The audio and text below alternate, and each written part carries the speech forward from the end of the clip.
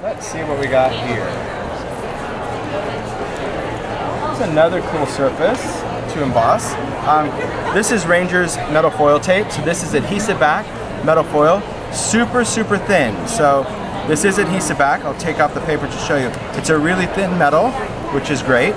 So it's really cool in embossing folders. So let's say we take like our Umbrella Man, for example. Or let's see what else do I have here. Haunted, Christmas. Oh, that's a good one. Oh, that's a really good one. I'll do that one too.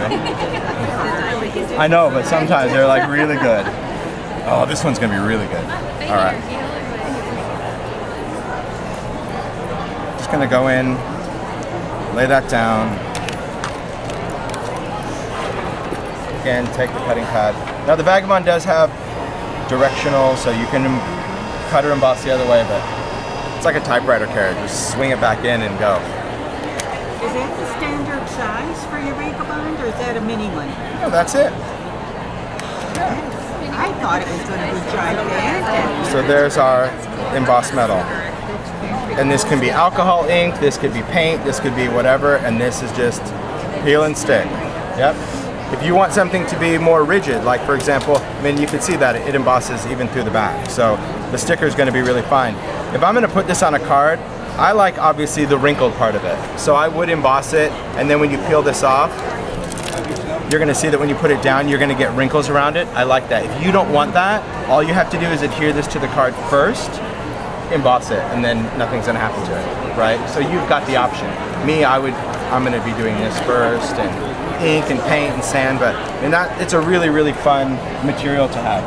It's also really cool to use with other dies, like our decorative strip die, because we sell the foil tape in 6x12s as well as 4 1/4 by 5.5. So for your decorative strips, these are our thinner dies. These are dies that are designed to cut paper. Thin materials, but it will also cut this beautifully. So I can go in, I'll take this, and it's crazy, this stuff, because it's just so thin. And so sometimes people get it and it's like, oh, it's all wrinkled. And it's just wrinkled. Yeah.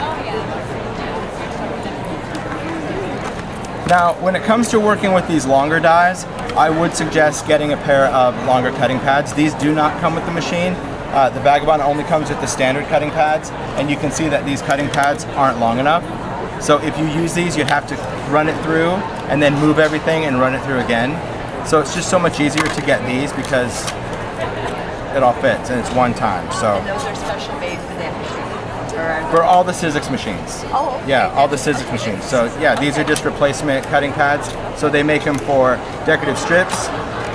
They make them for the on the edge dies, and of course they make them for the bigs and bigs XL. So I always tell people, like, it's so much easier if you just buy the cutting pads that fit the die, I think, than like, oh, I'll run it through a few times because, you know, I didn't mind spending $200 on this, but I'm not spending another $6.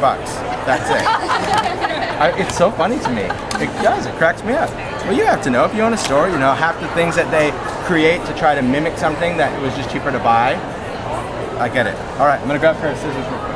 Or I'm going to go to my studio and get my chainsaw.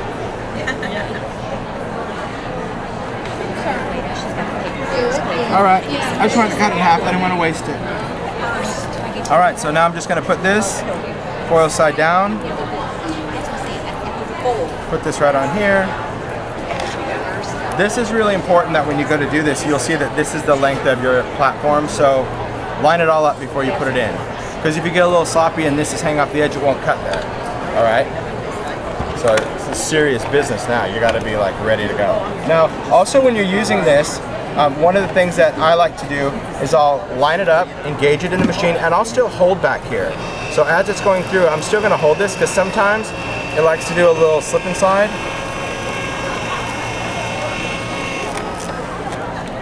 And basically what we've created, all sorts of foil stickers, but check it out. It's already embossed around the edge.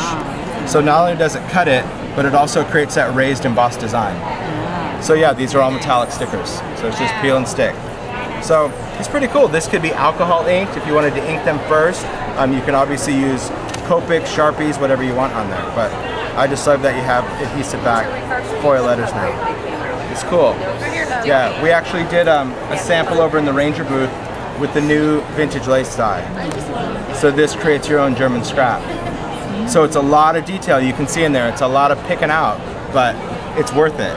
Yeah, so if you're gonna do that out of the foil, you really get that great look. Yeah.